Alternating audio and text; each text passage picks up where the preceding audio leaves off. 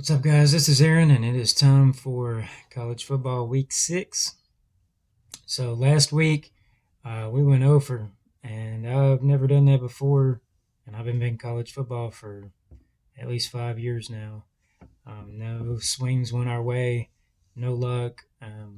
San Diego State had a 13-0 lead at the half and still got blown out. Washington made a comeback at the end, it just wasn't enough. Um, NC State didn't look very good on offense. Um, Iowa State, we had them -3, and they had every chance in the world to win that game. They missed 3 field goals and a chip shot field goal at the end of the game to tie it. We also had Air Force first quarter under, and that game had 3 points in the first quarter. If you take away one long touchdown play, um, and only 23 points scored the whole game. So we just happen to be on the wrong side of some of these. Still up on the season, so let's get started here. So the first game is going to be Buffalo money line. So this opened Buffalo at +2. It's -1.5, -2 some places. So you can still get this money line reasonably. So Buffalo has scored 37 points per game in their two MAC games. And Bowling Green, I feel like they're starting maybe to just kind of wear down now. They did play Mississippi State. They did play Marshall. They also played, who was it, UCLA. And they lost all 3 of those games. They also gave up 59 points to Eastern Kentucky. So I wouldn't really look at the one win they have that's good as how to calibrate that team. I didn't really think that they were going to be good before the season, and they're starting to give up some points. They're starting to just kind of wear down now. Last week against Akron, and Akron's one of the worst teams in college football. Certainly one of the worst teams in the MAC. And Bowling Green gave up over 400 yards to Akron. They were +2 in turnovers and still gave up over 400 yards. They gave up 64% on third down. If they give that up to Buffalo, Buffalo's not a great offense, not a great defense. They're pretty consistent, though. And if you're not getting off the field on third down, Buffalo is going to have a good chance here. And at the money line price, you should be able to get, a pretty close game here. We'll probably have to sweat this a little bit, but I think Buffalo can win in the end. Game number 2 is South Carolina and Kentucky. We're going to take South Carolina +7. So this line is going from, 5.5 to 10, back to 5.5 to 7. It's jumped all around because Will Levis is supposed to be out for this game. Stoops is not going to say if he's going to play or not. Try to keep that deception there. But if Will Levis does not play, Kentucky doesn't have another quarterback on the roster that's thrown a pass this year, and they're already not the most efficient offense to begin with. They don't always score whenever they get their chances, especially if you saw last week against Ole Miss. They had plenty of chances to win that game and put points on the board, and they just couldn't do it. So I think if Will Levis doesn't play, this play is kind of predicated on that. South Carolina, Spencer Rattler, quarterback, he's not great. I keep thinking that, one of these weeks he's going to have a, more of a breakout game where he shows, some of that ability. Even if he doesn't do that all season, I think there's still going to be a game or two here and there where he does flash that potential, probably throws for 300 yards sometime. So I don't think South Carolina is that bad of a team. They're not, a bottom feeder in the East.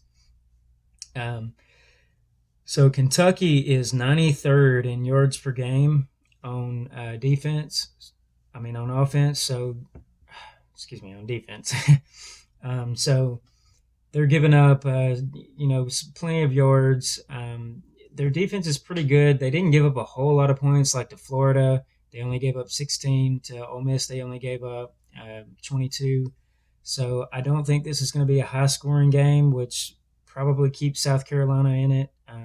into the fourth quarter. And last week, Chris Rodriguez comes back at running back, and he's a great running back. I figured that Kentucky would be able to run the ball pretty well against Ole Miss, and they still only had 2.9 yards per carry. He got some of his yards, of course, but, I still think this offensive line is not that great. And even though South Carolina is not one of the better teams in the SEC, catching 7 here if Will Levis is out, I think South Carolina can keep this game close, and I think they can challenge for a win here as long as we get a backup quarterback.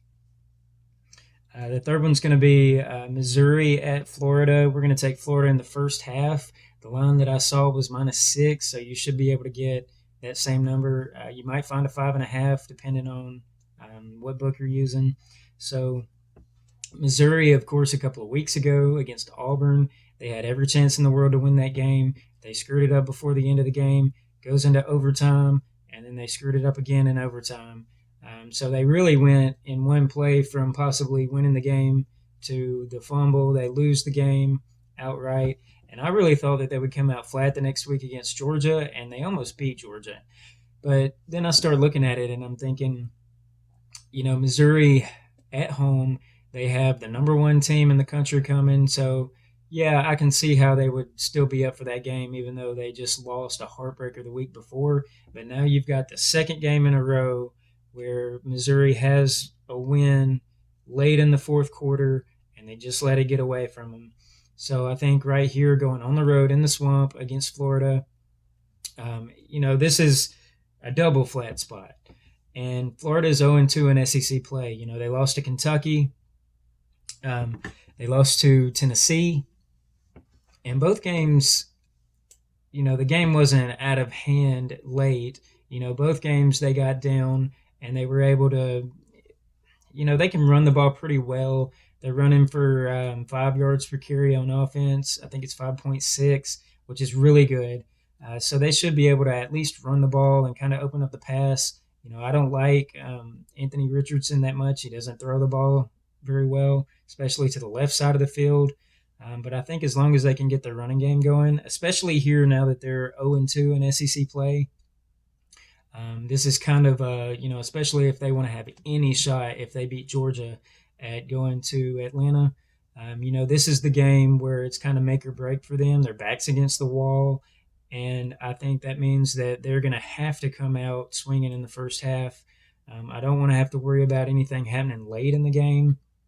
And couple that with Missouri probably coming out a little flat after, almost beating the number one team. And now you have to go back on the road the next game. So I think the best play here is going to be to take Florida in the first half and hope that they come out hot and Missouri's a little flat.